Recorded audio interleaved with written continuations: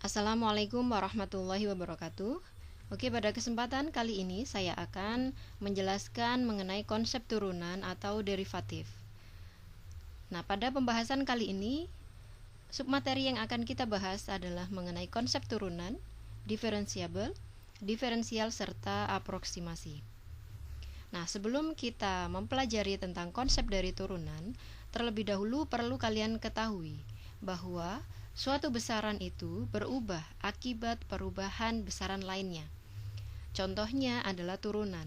Nah, hal inilah yang membuat turunan itu bisa kita pandang sebagai suatu permasalahan dari garis singgung serta kecepatan.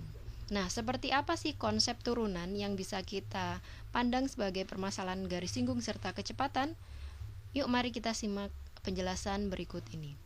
Yang pertama adalah pembahasan untuk garis singgung.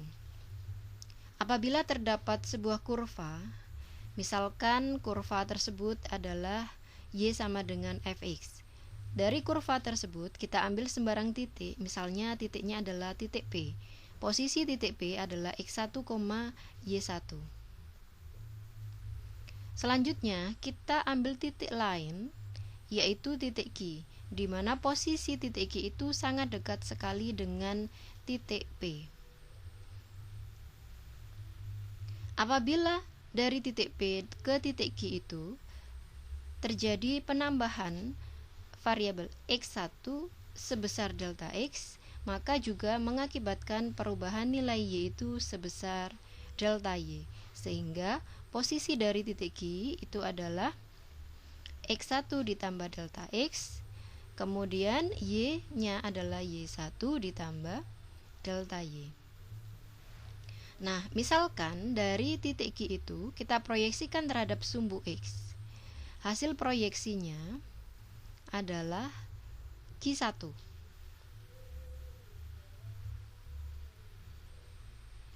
Dari situ, kemudian ada garis PR yang sejajar dengan sumbu X. Maka dapat diperoleh PR itu sama dengan delta X. Kemudian RQ sendiri itu besarnya adalah selisih dari Q1Q dan Q1R, di mana Q1Q besarnya adalah nilai dari F dari X1 plus delta X, sedangkan Q1R besarnya adalah sebesar F dari X1. Selanjutnya, pada segitiga PQR, pada titik P terdapat suatu sudut, misalkan adalah beta. Sehingga dari situ, maka dapat diperoleh tangen beta adalah delta Y per delta X, di mana delta Y sendiri adalah perbandingan dari F X1 plus delta X dikurangi Fx1 dibagi dengan delta X. Perhatikan titik P dan Q. Dari titik P dan Q kalau kita hubungkan, maka akan diperoleh sebuah garis yang memotong kurva itu di dua titik, yaitu titik P dan titik Q. Penambahan nilai X sebesar delta X, sedangkan penambahan nilai Y sebesar delta Y. Titik Q kita misalkan X2, Y2. Maka apabila titik Q itu bergerak sepanjang kurva mendekati titik P. Nah, perhatikan ilustrasinya.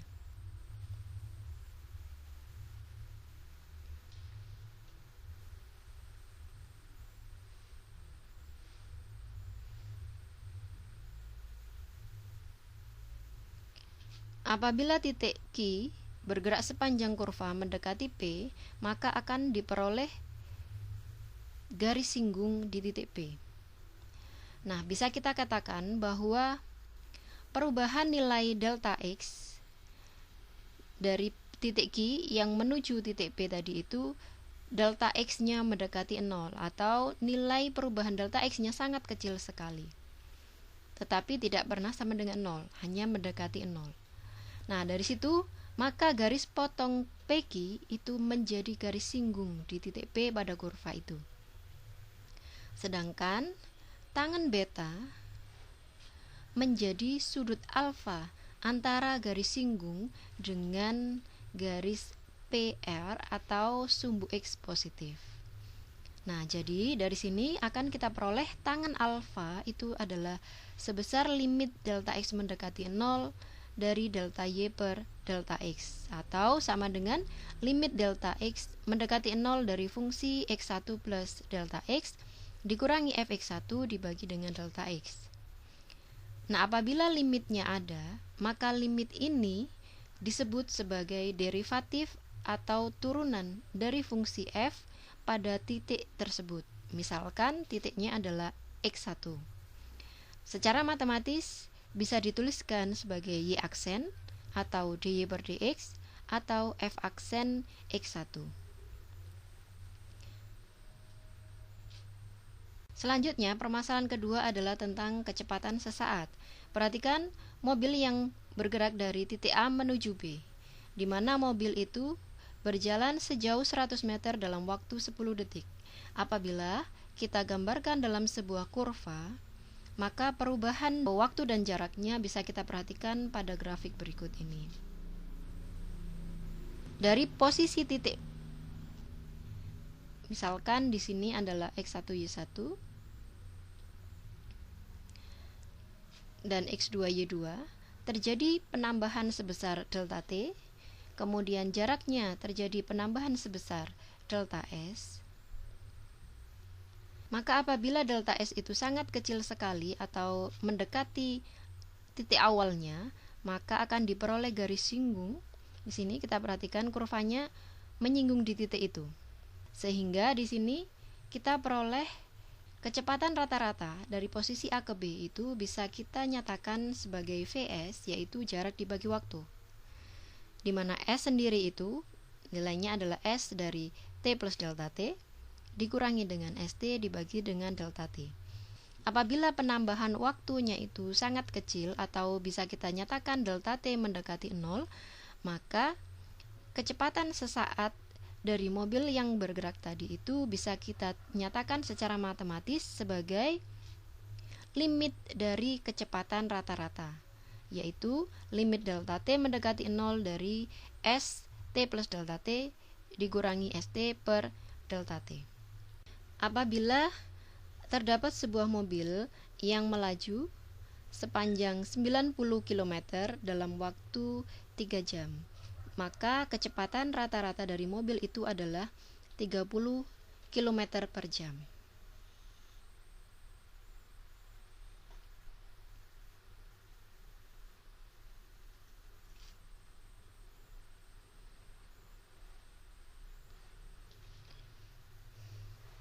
Nah, dari titik mula-mula menuju titik akhir, misalkan terdapat titik A dan titik B.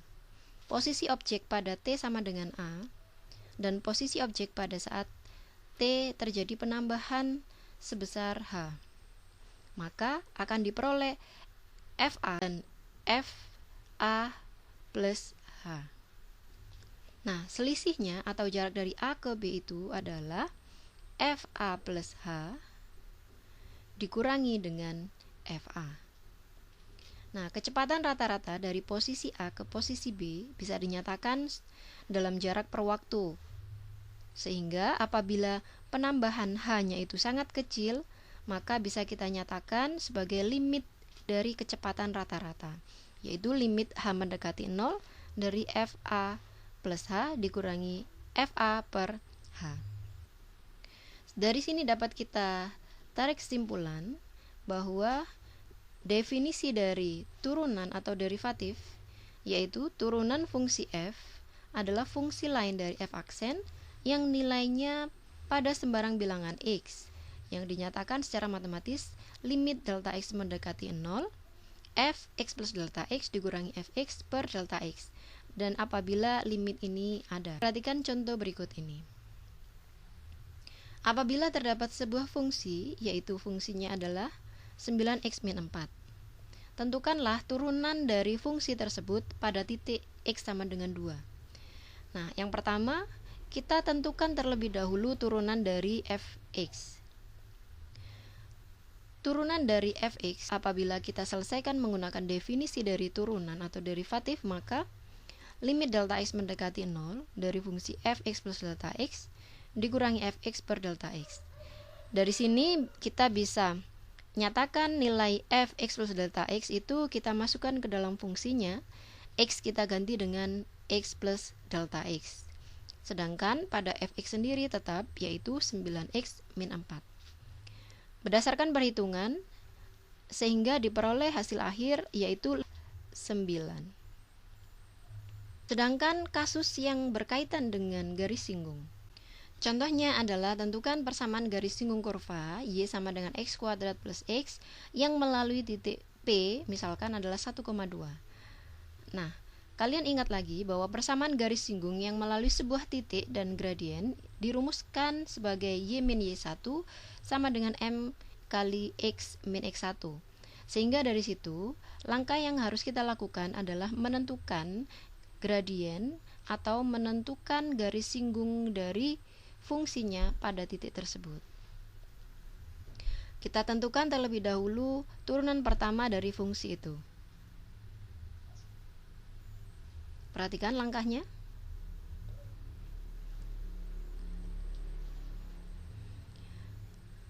Diperoleh limit delta x mendekati 0 dari 2x plus delta x plus 1. Karena delta x-nya sama dengan 0, maka turunannya diperoleh yaitu 2x plus 1. Karena garis singgung itu melalui x sama dengan 1, maka gradien m itu sama dengan turunan pertama di titik 1, yaitu sebesar 3.